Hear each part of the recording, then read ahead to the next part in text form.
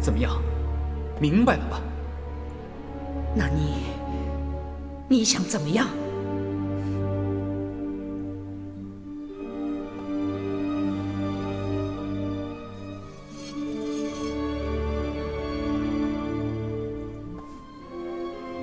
让我告诉你吧，当年窦建德曾以诛杀宇文氏的名义，逼迫南阳公主，亲手杀死了自己年仅10岁的儿子宇文禅师。这笔血债，必须由做了江山的主子来偿还。李唐的后人，必须付出亲娘杀子的代价。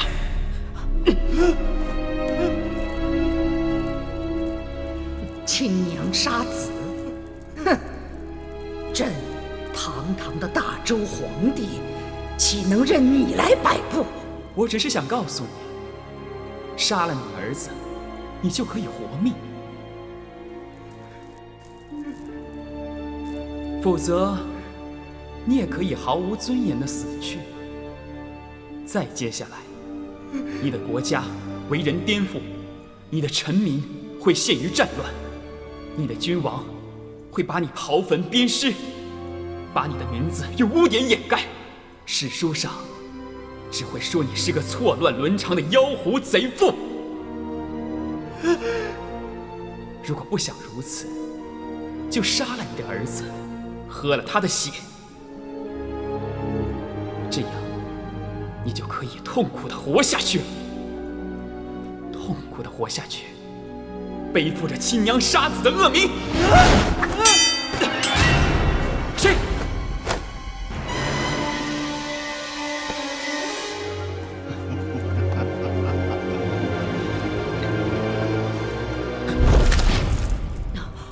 怎么会这样？白花子，我们中计了，快走！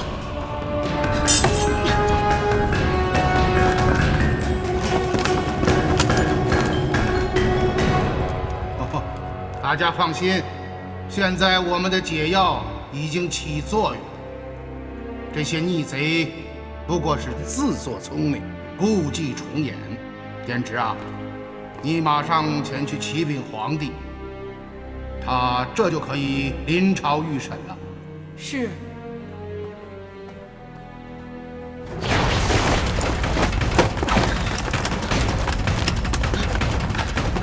哪里走？原来你们早有准备。没有准备，难道还由了你们不成？很好，我也终于有机会可以跟李将军切磋一下。没有切磋，只有执法，只有拿你们问罪。哼，好大的口气！来吧！呀！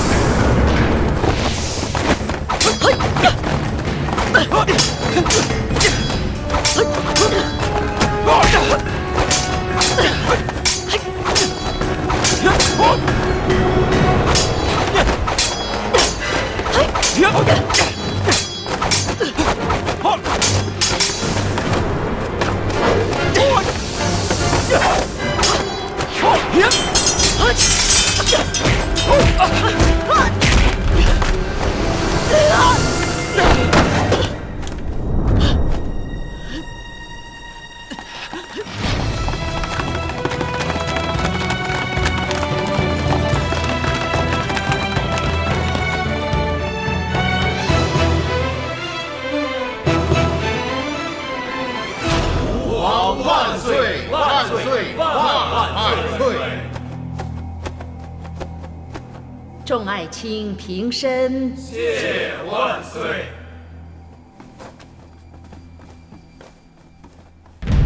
启禀陛下，现在可以预审了。传犯人丽媛百合子池野桐。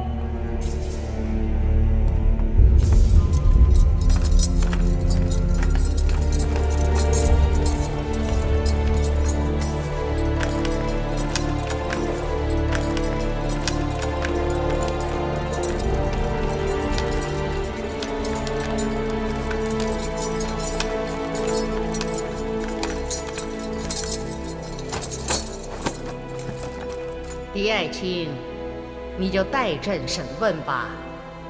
谢陛下。梨园百合子，我想事情到了这步田地，你也不必再隐瞒什么了吧？你要先回答我一个问题：你们为何没有中毒？因为那7支箭上已经没有毒了，虽然冒出的烟雾依然很浓。如此说来，你们早就发现了7支箭，并且知道上面淬有剧毒。正是，只是瞒过了你们2个人。那你们是如何知道的？说来也简单，凤栖湖上那么多划船，其他的划船都在湖上滑行，唯有你的划船只是停在栈桥，从来不动。这自然逃不过我的眼睛。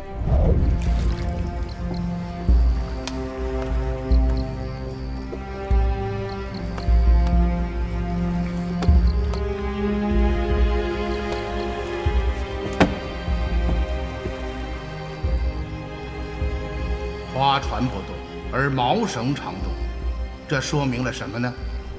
说明划船的锚一定有问题。于是，我派人入水查看，果然，便发现了金河中的7支箭。之后，我令狄春通知不言，潜入划船水底去辨认。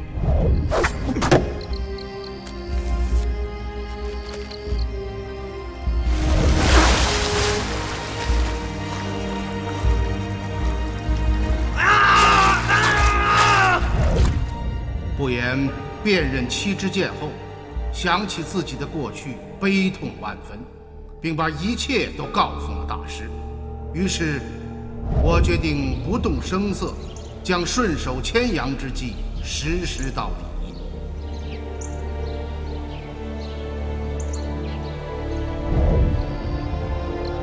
大人，大师与不言留下这封信就走了，说是给您的。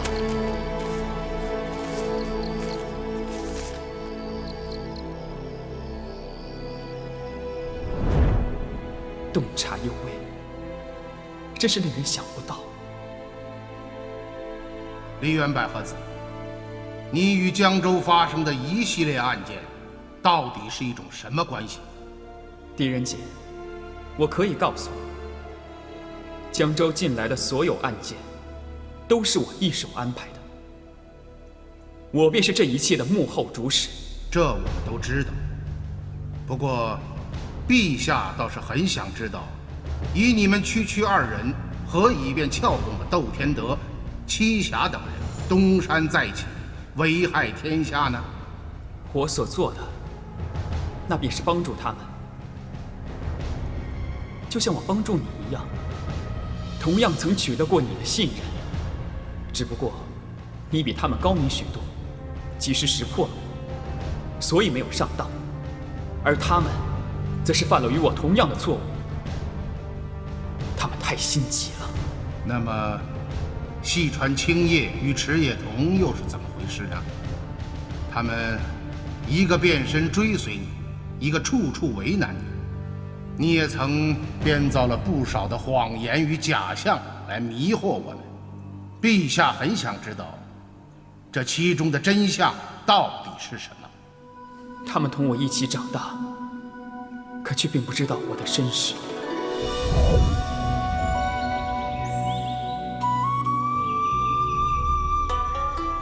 我们从小就向往震旦，并因此成为了最好的朋友。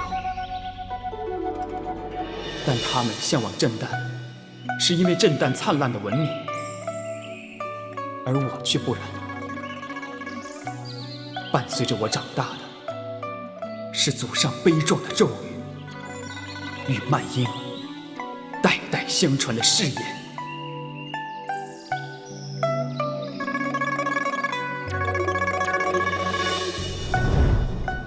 为了回震旦，我和他们拼命学习文化与剑术，渐渐长大。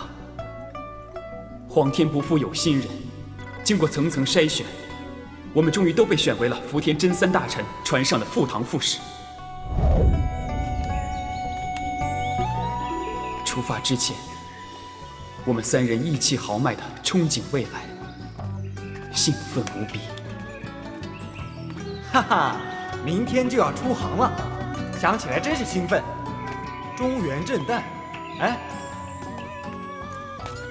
听说那里什么都有，全天下的好东西都汇集在那里了。此去震旦，怕要数年回不了师岛了。再回来，我种的樱花树苗，那时怕要长成大树了。长成大树才好。等我们3个再回来的时候，我们可以一起去你那里，一起饮酒，一起赏花。如果你们还有雅兴的话，我可以为你们舞上一段。我又学了很多新的剑法，还没舞给你们看呢。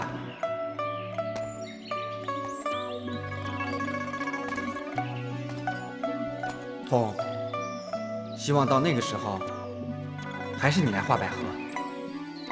你画的百合子最好看，比他本人还好看。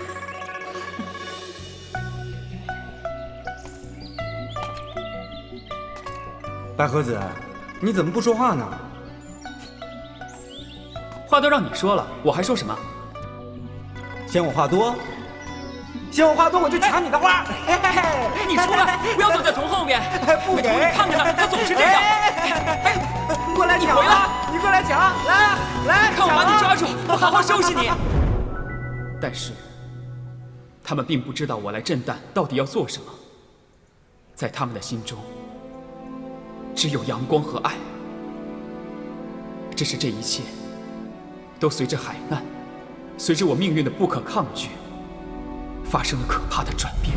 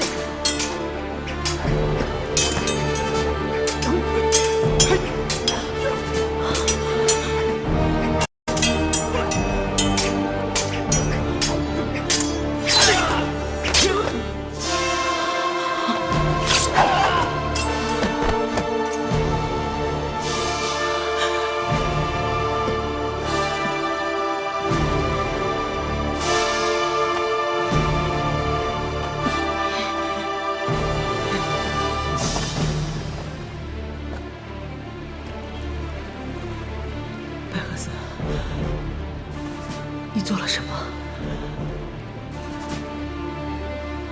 你回答我，你做了什么？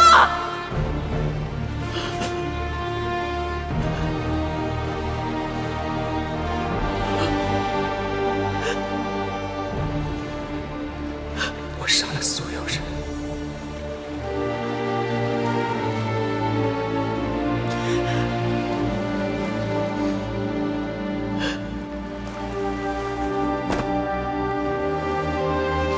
我杀了所有人！我杀了所有人！你这样做是为了孤注一掷地向我复仇吗？没错，就是这样。接着说。我告诉了池野桐我全部的故事，我的命运，以及我的计划。没想到，令我震惊的事情发生了。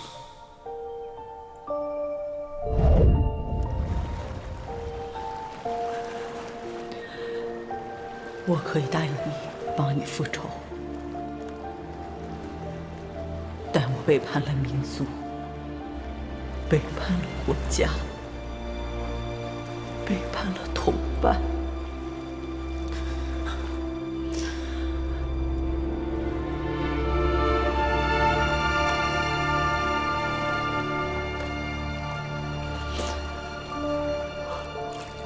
我不配做男人，不配做男人。更不配享受这罪恶的爱。所结出的果实。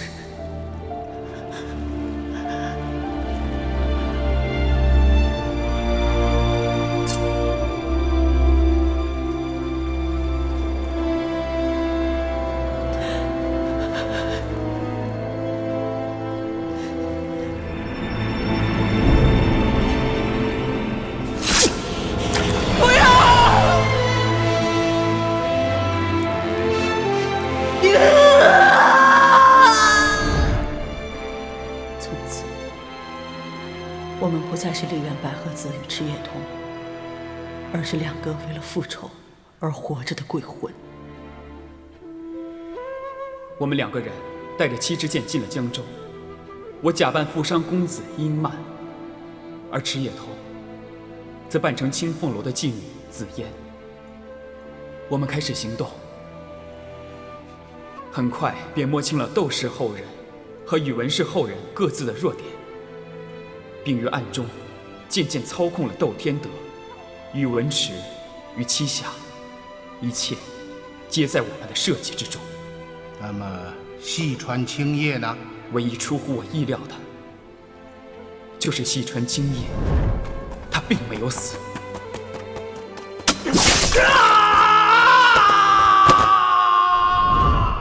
他居然只是失去了记忆。于是你们正好便安排了他一些大用场，极尽栽赃陷害之能事，将什么古墓阵法、杀人犯罪、叛国元凶等等等等，你们很难搪塞的罪责，通通都嫁祸给他，以转移我的视线，遮掩自己，逃避惩罚，是这样吗？我知道我这样很残酷，但我没有办法，这就是我的命运。依照我们的计划，谢秦花开，太子被解，栖霞等人披挂登场，一步步走上他们自以为壮烈的谋反之路，也就是他们的覆亡之路。这一段，相信狄仁杰狄大人已经非常清楚了吧？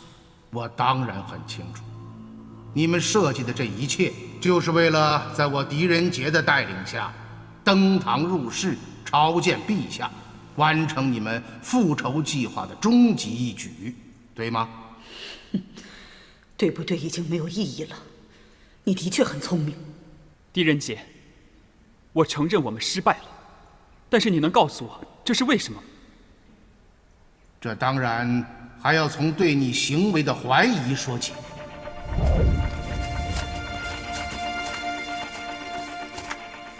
那杀害陶三之人刚刚脱了人皮面具，从晴花观逃走，你便出现了。其实，你如果或早或晚的出现，我都觉得正常。可是你却恰恰因为此时出现，而送给我的画册又与晴花如此的息息相关，这让我觉得太过凑巧了。大人真是心机深沉啊，居然连这种灯下黑的细节都体察入微。看来我们真的是遇到克星了。虽然觉得太过凑巧，但毕竟借助你的画册参考破解了谢晴花的假象，再加上我当时还想不出以你的使节身份有什么理由会参与到这阴谋中来，所以对你的所说大体还是相信的。但是你不要忘了，相信归相信，对于你身上不能消除的疑点，我是不会轻易放弃的。是什么不能消除的疑点？那便是你对时机的把握。如果你不是作为凶手在场，了解陶三被杀一案的全部过程，又缘何会知道案发情形与破案的进展到了何种的地步呢？竟会准确无误的适时出现，向我示好，援手相助呢？万没有想到，你竟然能从这一点上怀疑我。因为你算计的太过精巧，反而是弄巧成拙了。不过那时我也只是对你有些存疑而已，而最终让我认定你图谋深险的，却是沼泽中所设的师出阵法。师出阵法种类繁多，变幻无穷。说来惭愧，这阵法我一时尚不知如何破解。若说阵法本身，倒也没有什么，但是如果联系到此前发生的另一件事，却不能不令我骤然警惕了。什么事？在整个案件调查中，我们对血情花的致幻作用进行了验证。当时玄镜大师为了唤醒不言丧失的记忆，也给他试用，不想不言陷入幻觉之后说的话，引起了我极大的兴趣。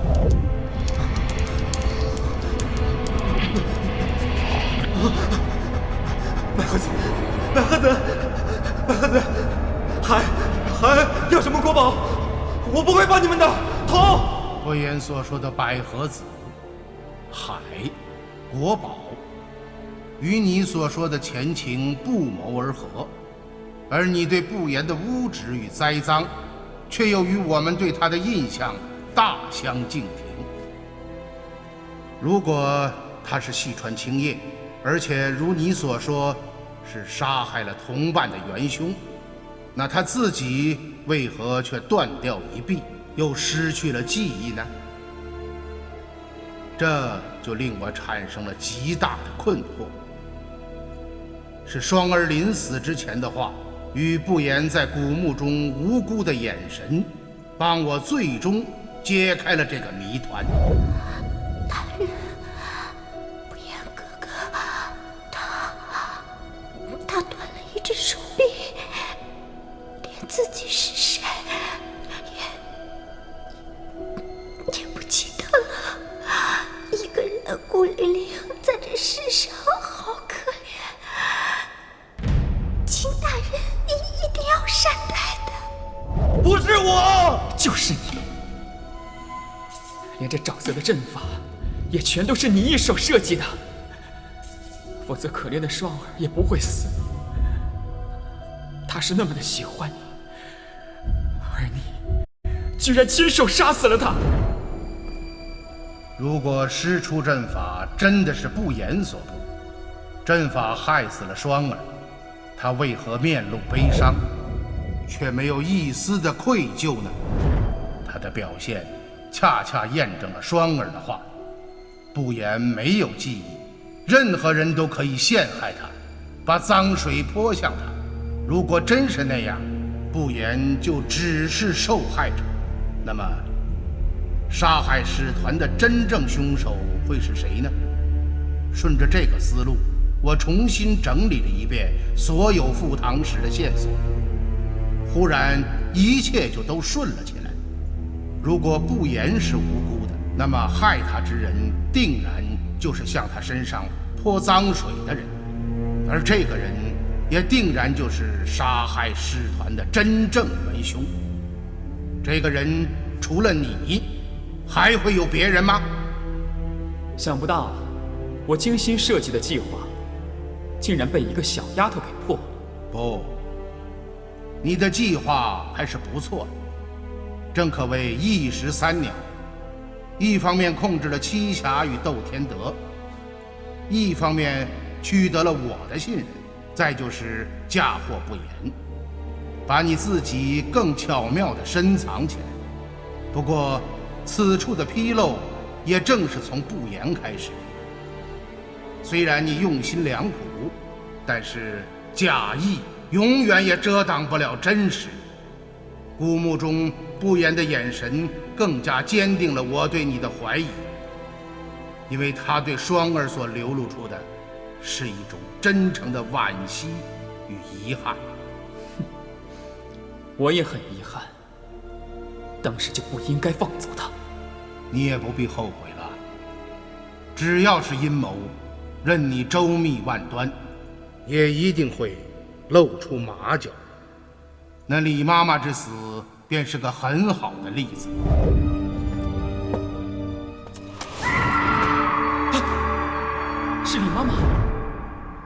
李妈妈的后胸被刺，而披在她身上的紫烟外衣却是前胸布满了血迹。这难道不奇怪吗？外衣前的大量血迹是从哪里来的？唯一的解释便是杀人者从背后杀人，将自己的前胸沾满了血迹，于是便将衣服脱下，伪造了现场。这么说，你一定是怀疑我了？当然，不过这里面还有一个小问题。哦，我刚才说过，李妈妈死前一定是受到了什么惊吓。那么她看到了什么呢？当然，她看到的正是凶相毕露，要杀死她的凶手。如此说，凶手是从他前面杀死他的，难道不是吗？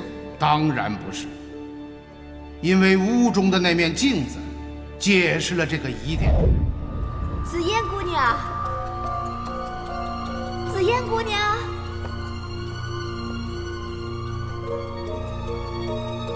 紫嫣。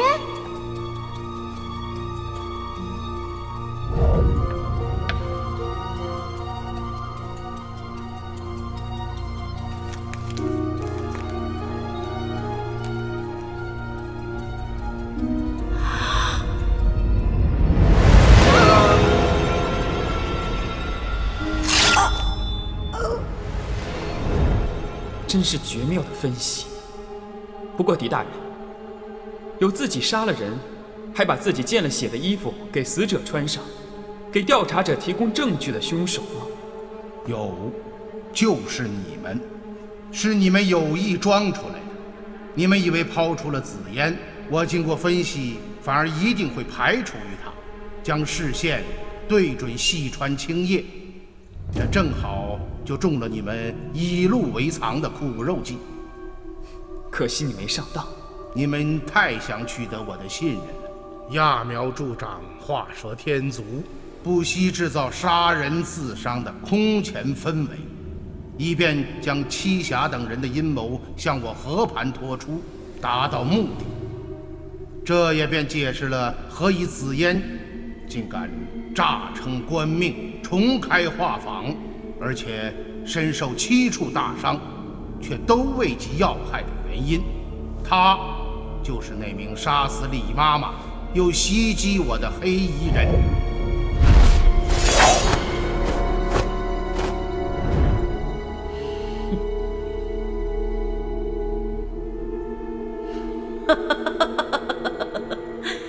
百合子，我们败在他的手上，也没有什么好遗憾的了。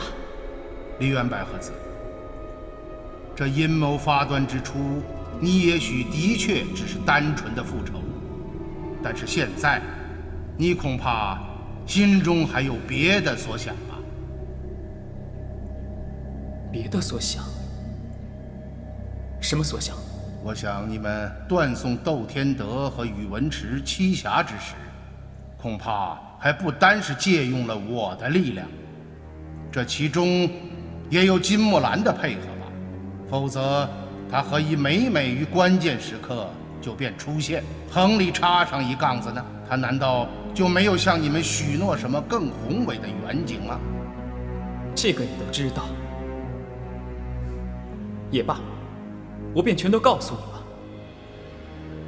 金木兰却曾暗中与我接触，并且做出许诺，只要我能够出奇制胜，先帮助他们灭掉窦天德与梅兰，而后复仇成功，杀掉武则天与朝廷的重臣，他便会与我平分天下，帮助我复兴半壁大隋。复辟大隋？我怕你是被自己的身世和复仇迷住了双眼，竟然连这等哄小儿的谎言也会相信。金木兰看中你们这支大可利用的别样力量，不过是想出奇制胜。他有李唐的皇统，怎么可能帮你们恢复王隋呢？真是天大的笑话！我难道不知他在骗我吗？但是不与他达成协议，我们在江州的任何计划都无法展开。又谈何复仇呢？为了复仇，我明知不可为而为了。螳螂捕蝉，黄雀在后。如果说我们在背后指使和操纵了宇文池、窦天德和栖霞，那么金木兰则是在暗地里无处不在的监视和操纵着我们的一切。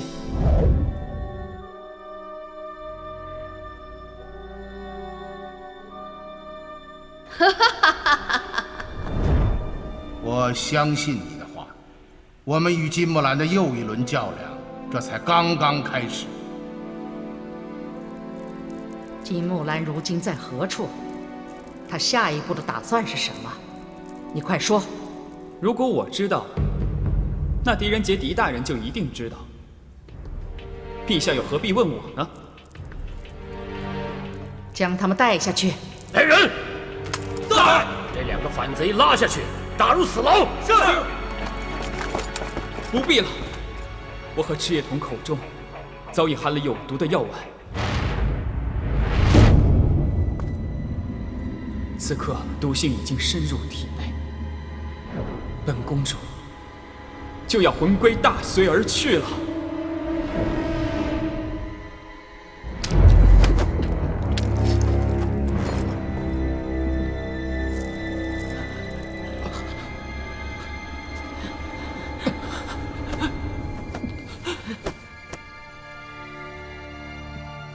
痛，我最对不起的人就是你。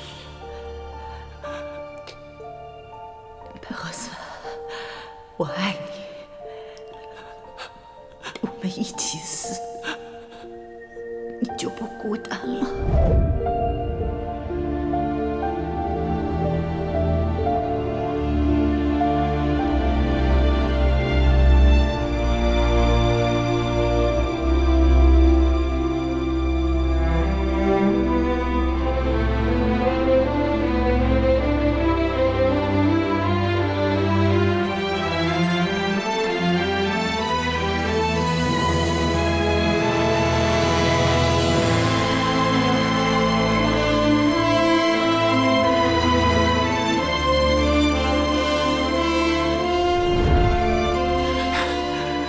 只可惜，我们再也看不到日出的樱花了。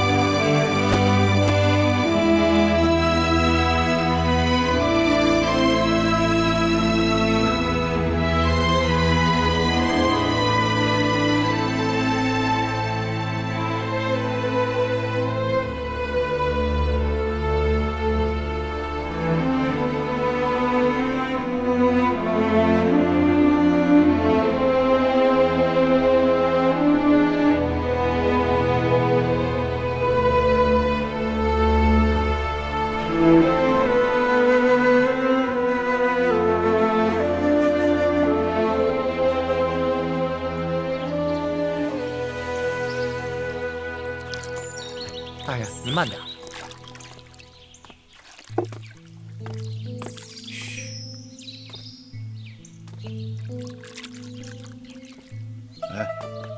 大人，狄春呐，李将军来，你怎么不报啊？啊，大人，是我不让他禀报的。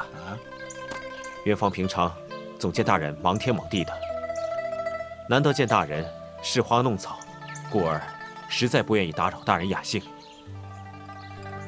哎，这些莫不是情花？原来情花开放竟如此洁白，无瑕无垢。是啊，这些都是江州百姓不远千里送来的，真是情义不薄呀。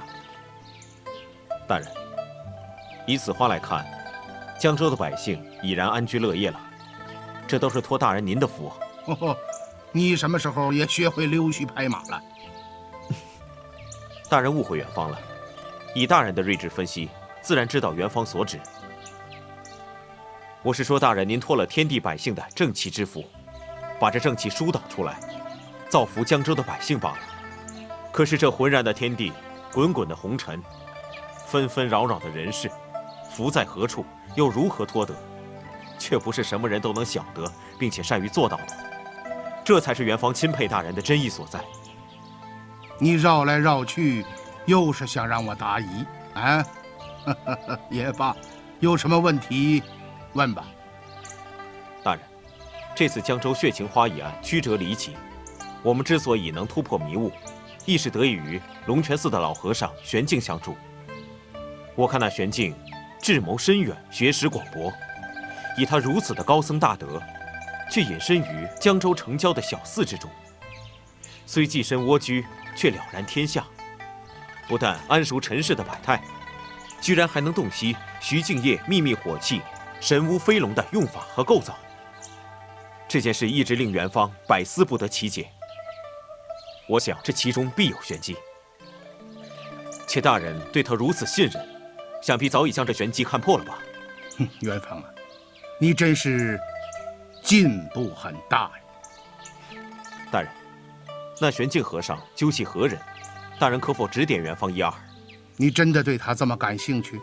正是。那我给你一点提示吧。你还记得玄镜和尚有什么爱好吗？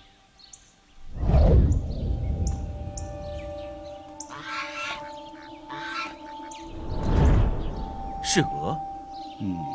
那他的书斋之上有一幅字，还记得吗？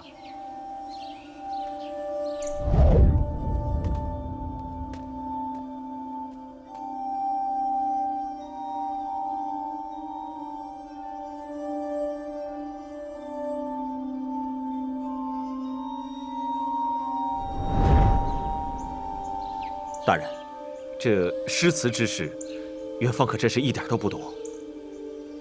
四韵移音律，三义犯阳侯。荷香消晚夏，菊气入新秋。那字上临的是晚泊江镇呐。大人，有没有简单易懂些的？这些泰文的词句，元方实在参不透。好吧，那我就给你念一首简单易懂的啊。鹅，曲项向天歌，白毛浮绿水，红掌拨清波。大人，难道他就是？对，他就是大诗人骆宾王。可是单凭鹅与一幅字，您就能断定他是骆宾王？当然不止如此，我断定他是骆宾王，因为他密切地配合我们，巧布迷魂阵，派人假扮徐敬业的旧部，放走了李泰。这可是神乌飞龙，陶武。有人隐退多年，此番为了完成将军的遗愿，不得不派我前来助尔等一臂之力。后会有期。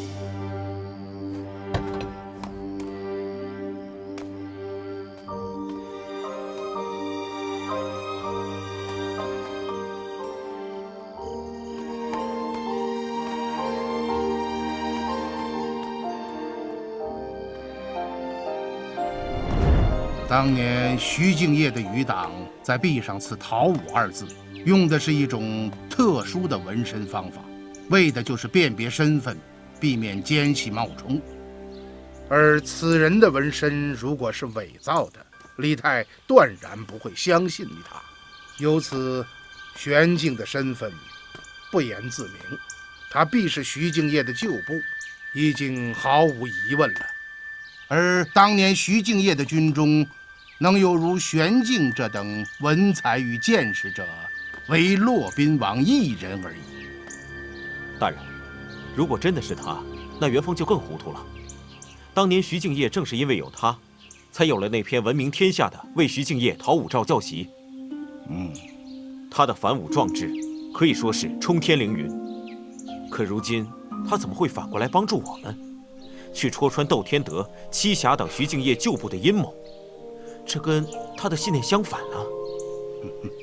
信念是可以改变的，而真正不变的，只有天道。跟随徐敬业弃兵反武的骆宾王已经死了，而帮助我们的只是龙泉寺的和尚玄静。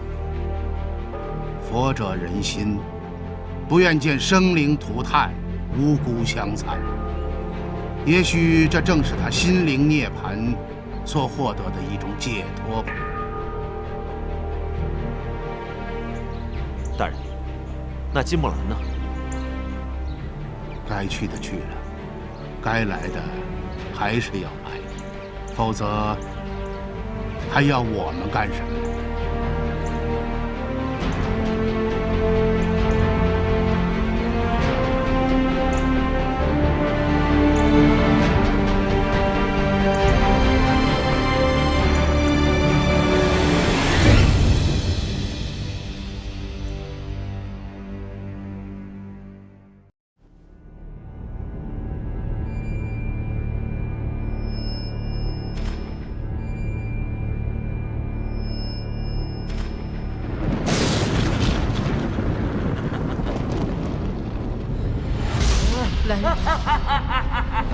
来人呐！来人！殿前武士何在？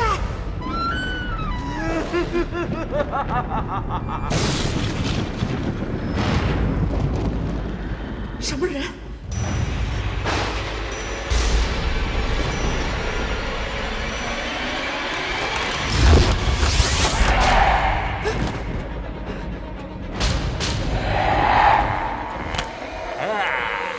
你是谁？本为女神，阳气不足，僭越登基，天下不服。你这贱人！陛下！陛下！陛下！陛下！陛下！陛下！这是怎么了？刚才朕做了一个噩梦，在梦里，朕梦见了一个面目狰狞的恶鬼。陛下莫慌，方才不过是一个噩梦而已。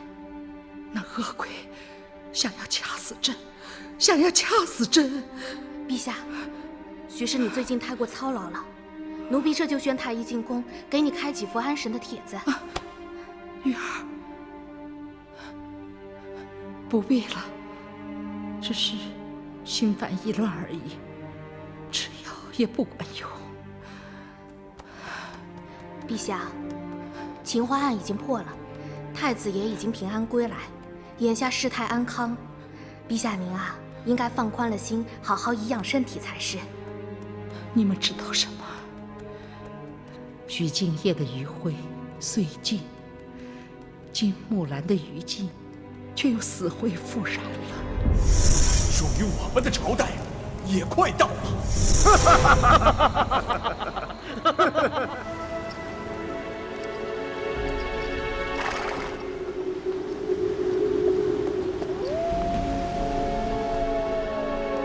哎，吹号了，快起来，快起来，吹号了！怎么了？怎么了？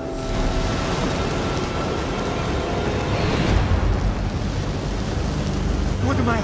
黑风暴，黑风暴来了！你们愣着干什么？快通知将军撤离呀！再不走，我们就被骯子给吃了！将军！将军！哎呀！怎么了？快说！将军！将军！将军！黑风暴！黑风暴！都给我稳住！谁要敢跑，格杀勿论！一个个胆小如鼠的废物！这就把你们吓慌了！告诉你们，老子见得多了，当点我！将军，你怎么了？将军，将军，将军，张四哥，帮我将军！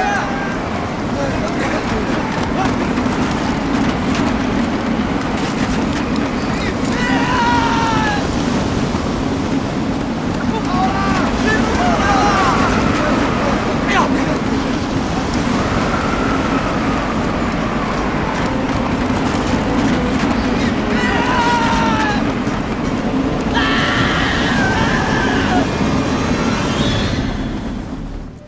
这600里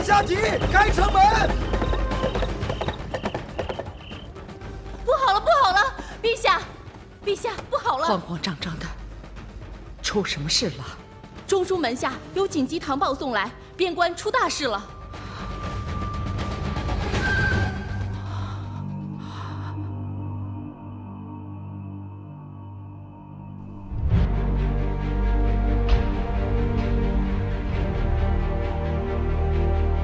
爱卿，朕以为此案之发，绝非等闲。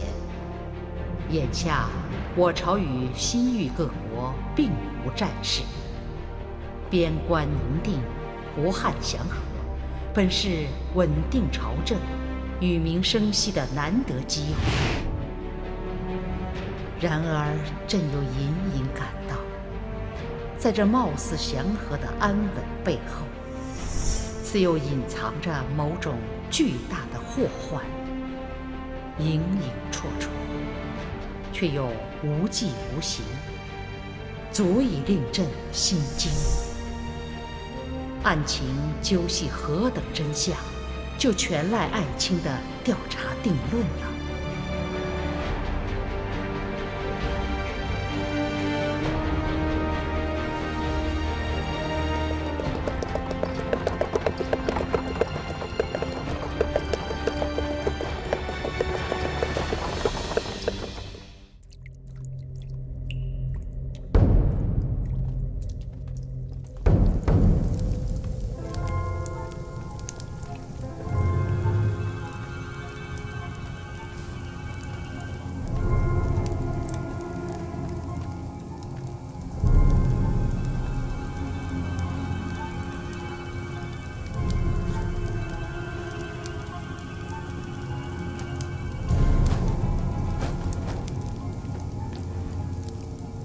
边关军卒失踪一事，朝廷已经得到了消息，而且陛下连夜派了狄仁杰奔赴边关，调查此案。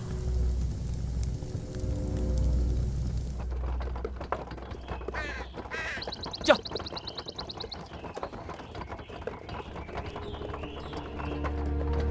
大人，大人，啊。方才卑职看了此案呈上的资料，若按唐报所言，这件事着实是太不可思议了。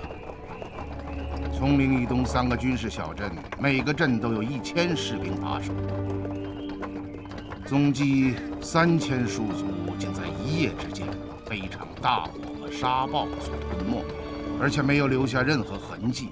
此事的确是蹊跷了。大人，会不会与金木兰有关？如果说他操纵了3000军人有意失踪，恐怕不太现实啊。可如今边界上并无战事，我朝也没有什么行动，这些人又怎么会突然失踪了呢？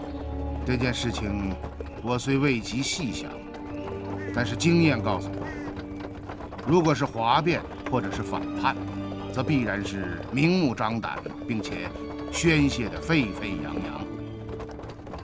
然而事情的发生却如此的悄无声息，诡秘异常，这就不能不令我们深思啊。哎，我们这是到哪儿了？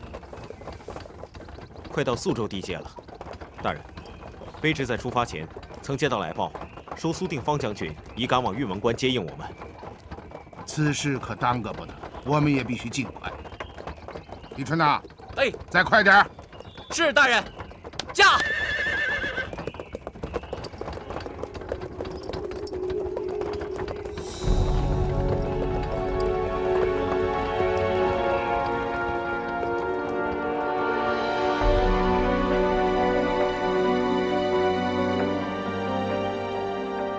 苏将军啊，最近这附近发生过什么奇怪的事情没有？或者说，军中有没有什么热闹的传言呢？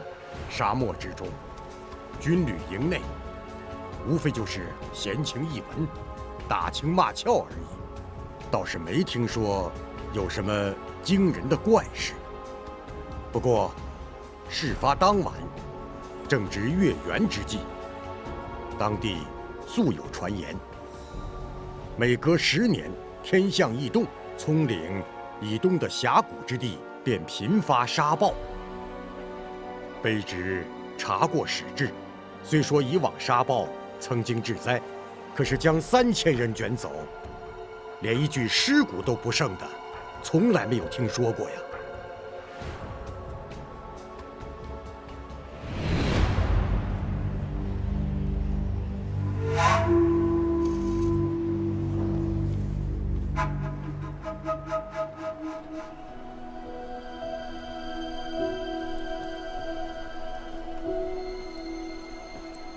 你们看这是什么？大人，这种东西卑职从未见过，不过有些像琉璃。不，琉璃虽莹润，却不透明，品种单一，且均有着色，多为绿色与金色。此物剔透，与琉璃相似，但却是无色的，更为精粹，倒是罕见的。此处地处边陲，与西域接壤，可能是从那边传过来的东西。苏将军此言有理，不过此物到底为何物，究系什么地方传过来的，这要仔细的查一下。你旧戍西部，应该见过此物吧？好像在西域偏远极荒的地方曾经见到过，只为酋长和贵族所有，但是卑职当时并未留心在意。哦，大人刚才问我，可曾听到什么传闻？我倒想起了一件事情。最近此地忽然刮起了一股淘金的热潮，军营内外都有传闻。我曾派人打探过，可是没有人知道什么地方能淘到金子。这件事也就风一样的过去了。啊。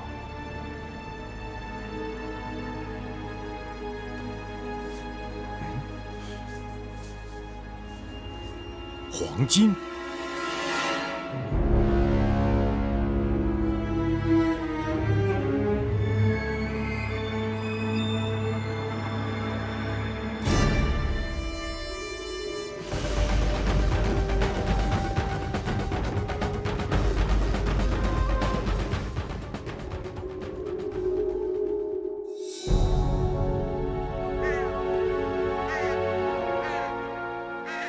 昨天晚上的确是起了一场大火，这火焰无缘无故从地底喷出，是吗？数十条火龙啊，一眨眼的功夫就把3000人给烧没了。真的假的？我觉得呀，3000多人，这就是阎罗王缺兵短将，从地上收人下去当小卒呢。行了，你别吹牛了。肯定小二来喽！把你们最好的酒给我拿来，大爷有的是金子。好嘞。哎呦，金子，还真是金子，天机不可泄露。大家一起喝，喝起来！哎，大家一起喝，喝酒去喽！上酒！来，大人，请，请您的酒，来，请。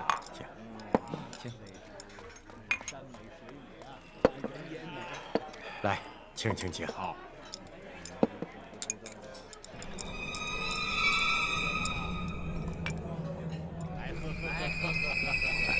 苏将军，平日里你麾下的士兵也都到这儿来喝酒吗？此处乃方圆数十里唯一的客栈，光顾者都是来往东西的商人。当然，军中有时候放假，军卒们也常来此消遣解闷，偶尔也会与商人们有些来往。百姓还在热议淘金呢，难道这传闻居然会是真的？那会在什么地方呢？大人切莫相信这疯传的流言呐！在这偏僻的鬼地方，若真能产金，定方一定知其所在。我确曾派人打探过，端得是无人知晓啊！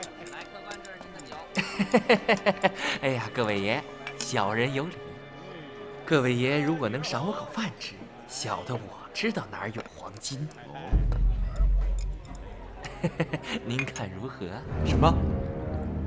你知道在哪儿？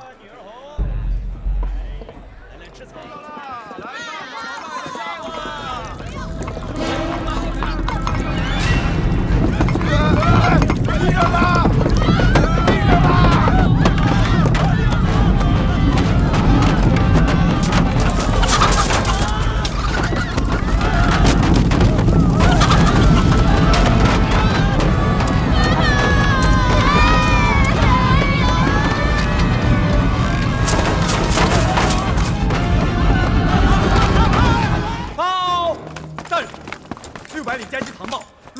发生大地震，情况紧急，圣上命令速速回京。好，我知道了。你们是京官，妈呀！你给我站住！站住！大人，我去。好。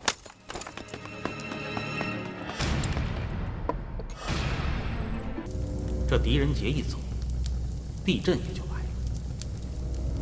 我等兄弟本就是为了调虎离山，没想到有这天助。这不正是我等武士子弟即将荣兴之兆吗？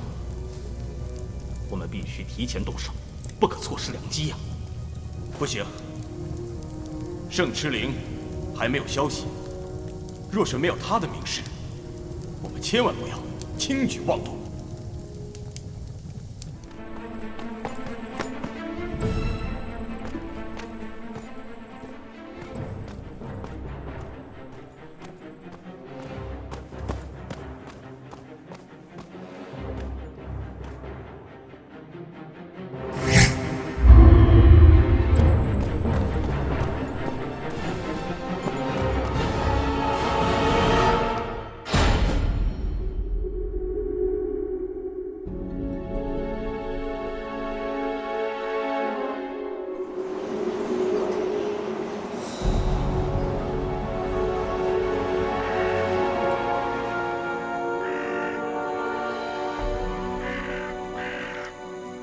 大人，死者尸体完整，并无伤口，可排除外伤致死的嫌疑。从面部上看，脸色乌青，下颚不闭，好像是窒息而死的症状。哦，方才卑职按压其喉部，发现有块硬状物，估计正是致死的原因。大人，是否开喉检查？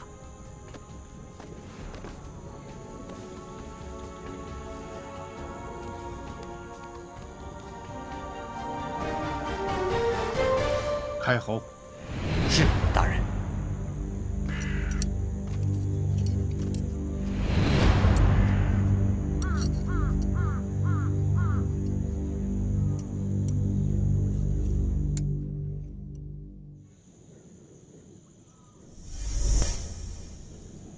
元芳啊，将此事打开。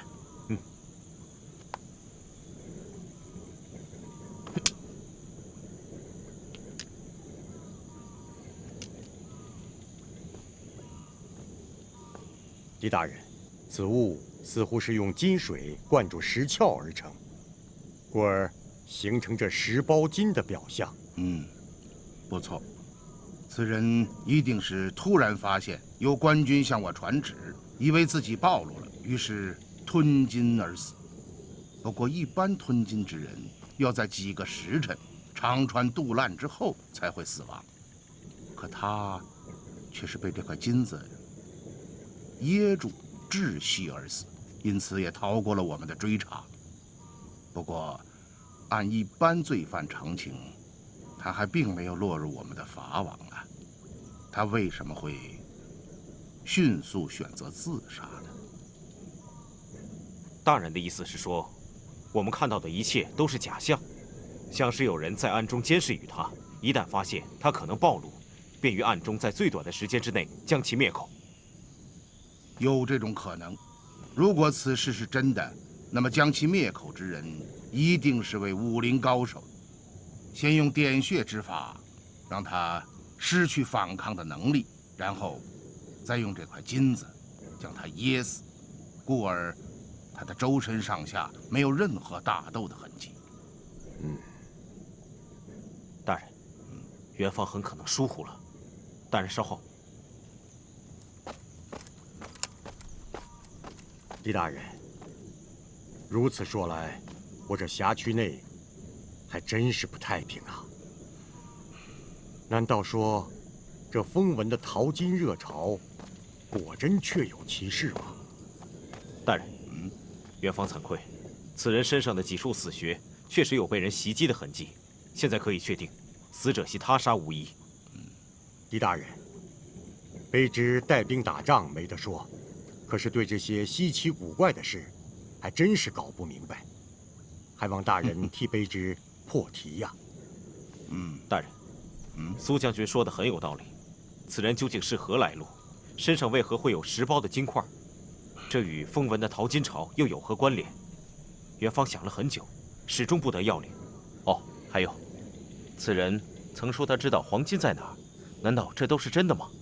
依我看，这个乞丐与这金块的出现绝非偶然，特别是他一经暴露，就立刻被杀人灭口，这十分的蹊跷啊！可是现在我们必须要奉旨回京，恐怕没有时间再继续追查了。苏将军，此事就交给你了，一定要查清楚这个乞丐的身份，另外要注意一切有关黄金的线索，还有，特别是要注意你辖区之内的军阵。待我们从神都回来，再细细的查破此案。定方明白，请大人放心。好，大人，狄春已将车驾备好，我们可以出发了。好，我们走了。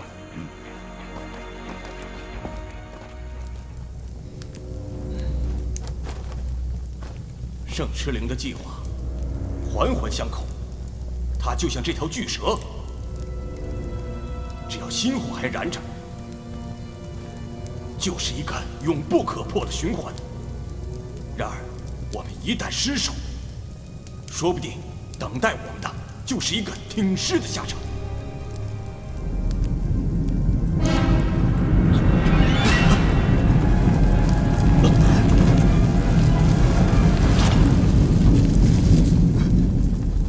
看到了吗？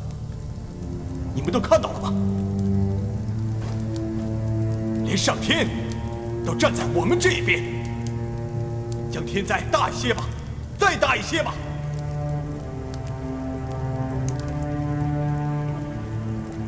圣池灵的消息快到了，属于我们的朝代也快到了。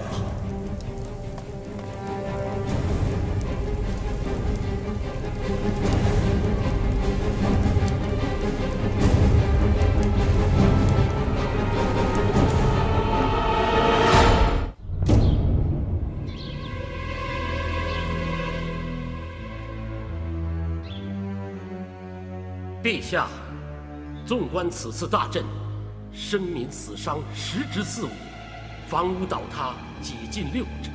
陛下，灾情大致如此。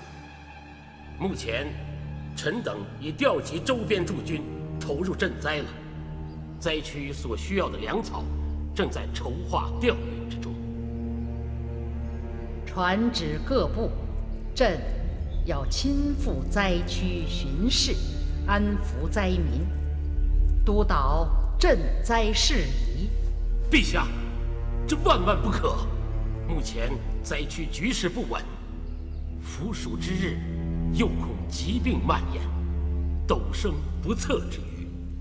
陛下95之尊，怎可这样轻率？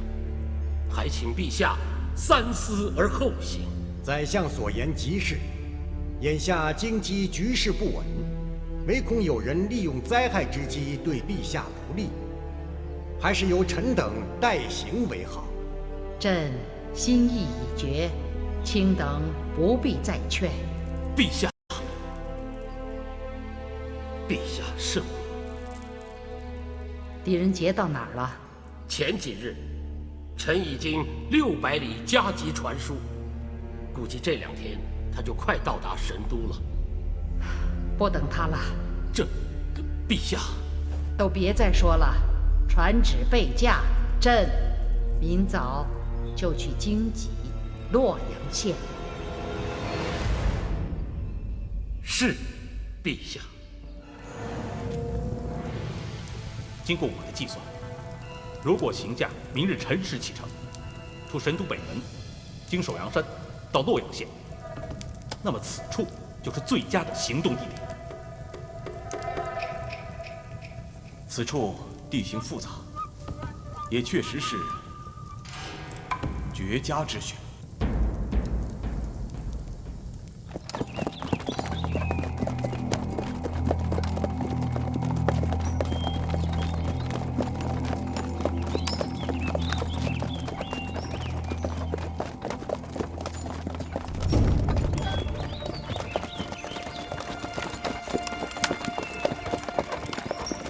本为女神，阳气不足，僭越登基，天下不服。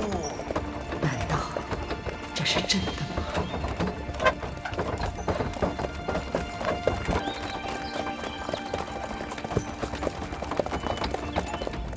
只怕行甲保卫森严，我等无力得手啊。二哥放心，这二位义士武功高强，智勇双全，足堪大任。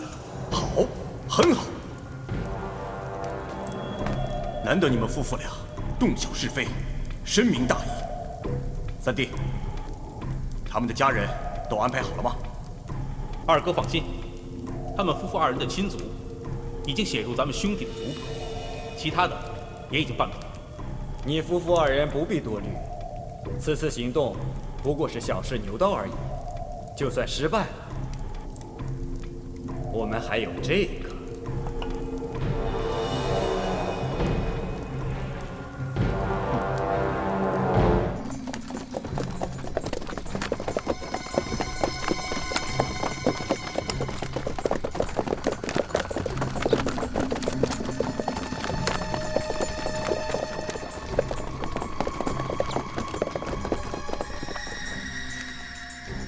信鸽来报，根据时辰估算，车队马上就会到达。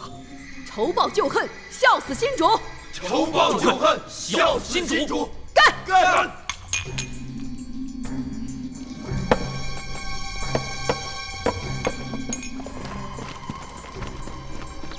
报告张大人，前方道路已经被毁。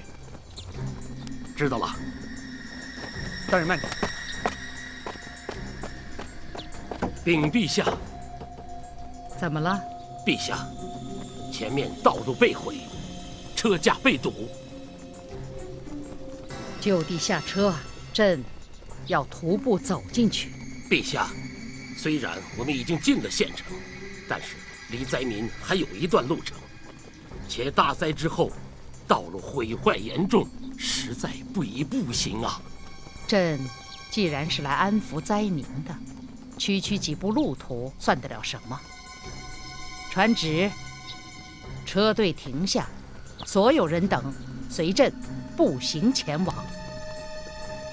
臣遵旨。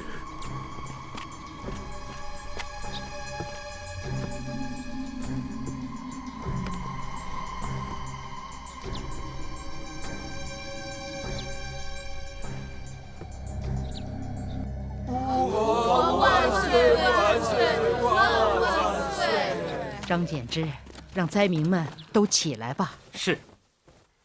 皇上来看望大家了，大家起来吧。谢万岁！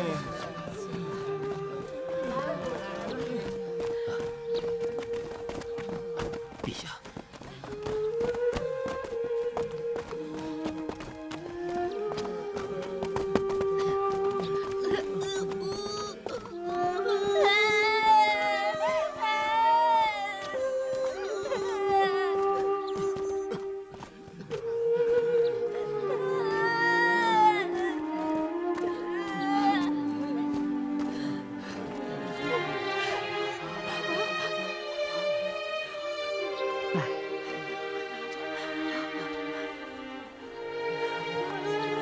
快起来！拿着，拿着吧！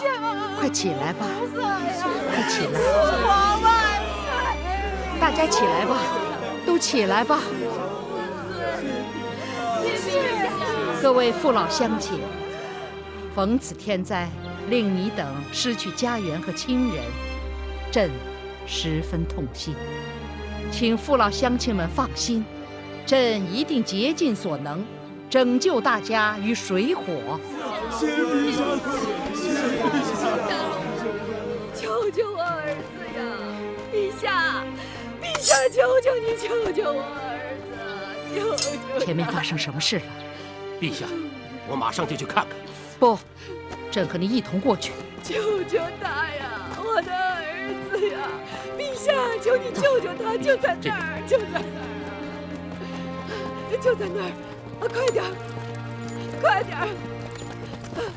陛下，我儿子就在那边，就在那边呀！救救我！救救我！我的腿！陛下，这可是我的孩子！我求求你，救救他！救救他！救救他！我的腿！救救我！再晚一会儿，性命不保。简之，赶紧施救！来人，下去救人！啊，是！快！坚持住啊，孩子！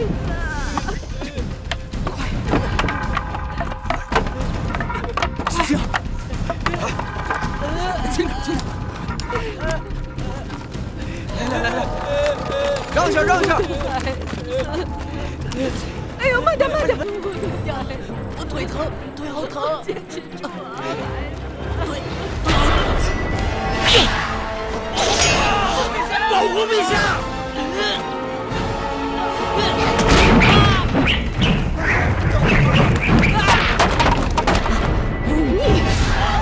我要你的命！护驾！护驾！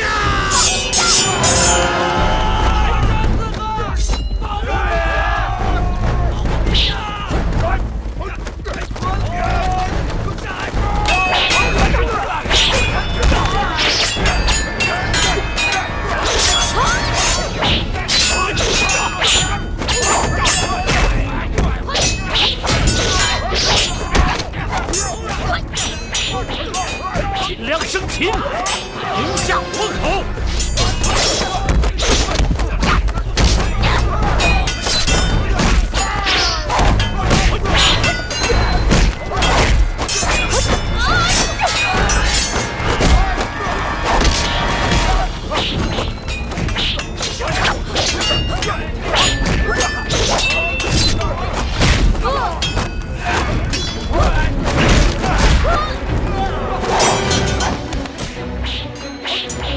留下活口！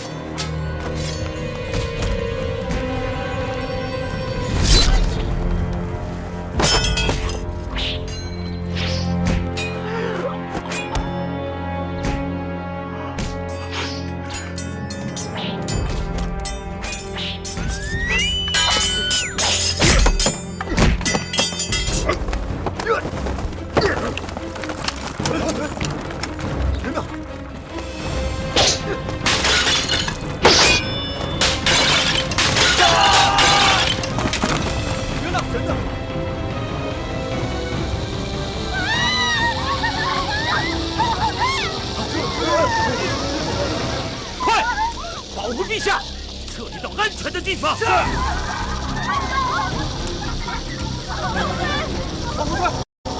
小心！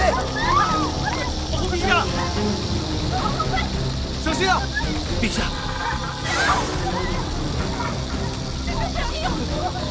保护陛下！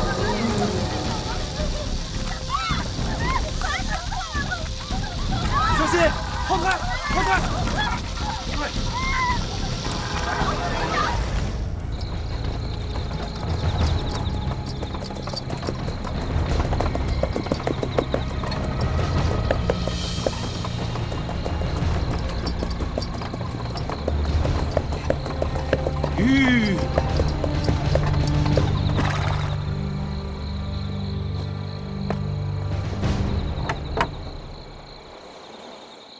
大人，这路实在是奇怪，我顺着地图走，却莫名跑出个三岔口。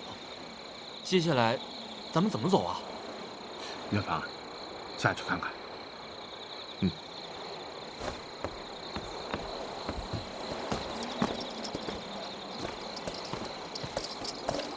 大人，我在想，我们就这样摸黑赶路，会不会有什么危险？万一遇到埋伏，中了歹人的奸计，岂不又要麻烦？那倒不怕，苏将军的卫队不是在后面暗相呼应吗？有情况即刻会赶来的。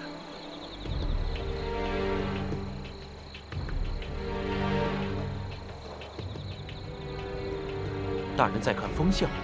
当然是要观察风向。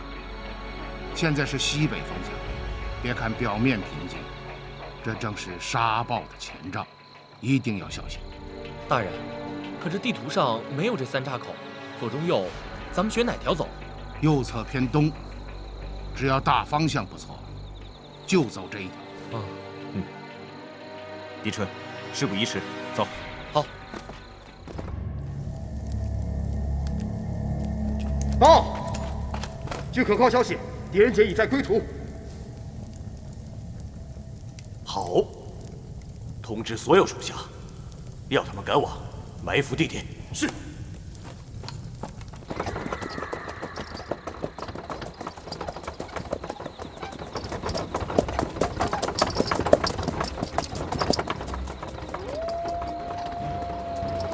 吁！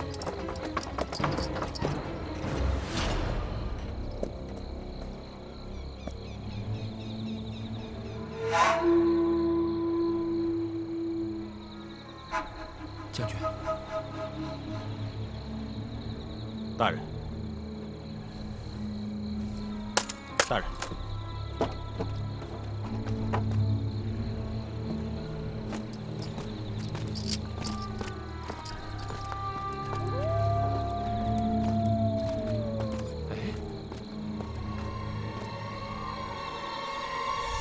小的我知道哪儿有黄金。大人，这不是今天死去的乞丐吗？尸体怎么会在这儿啊？我们中计，这就是唯一的解释。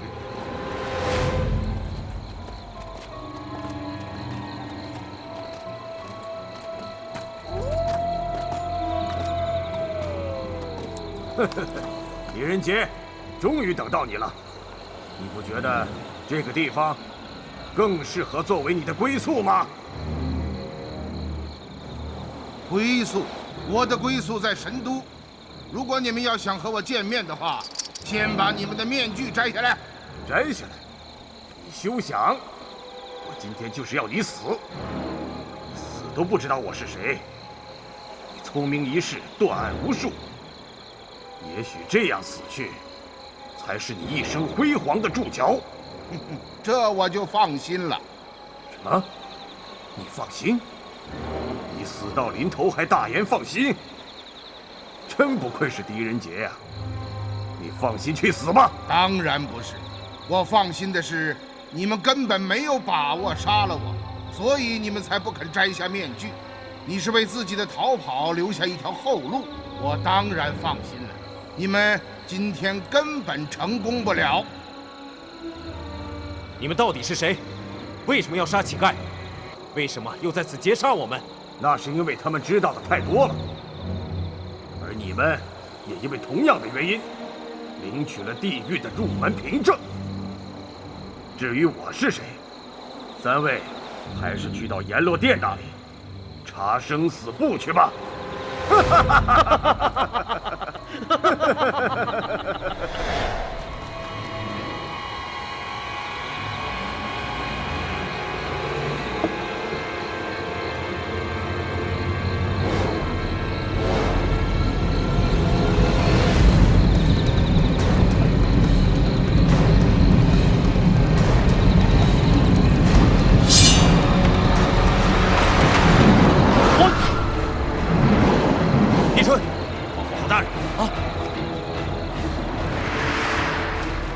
无常镇，每次进攻都是白先黑后，注意他们黄眼暗算，保护好大人。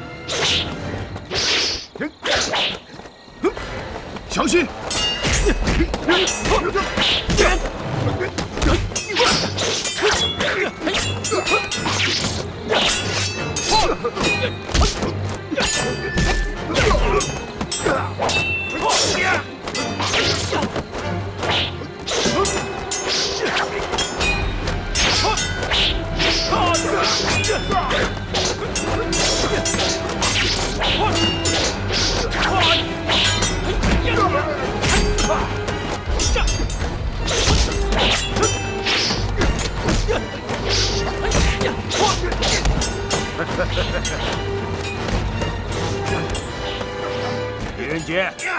只要你跪地求饶，写下文书，就此离开官场，匿迹江湖，隐退人世，我可以饶你不死。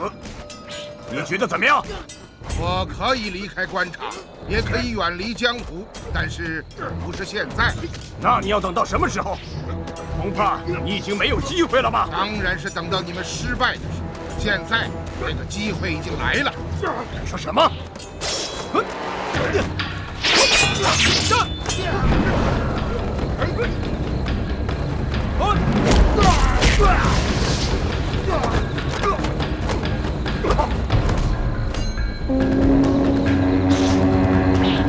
我没工夫跟你废话，你们睁开眼睛看看。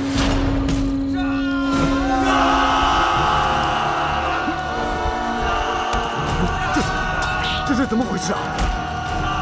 糟孩子，我们中计了，赶紧撤！太便宜他！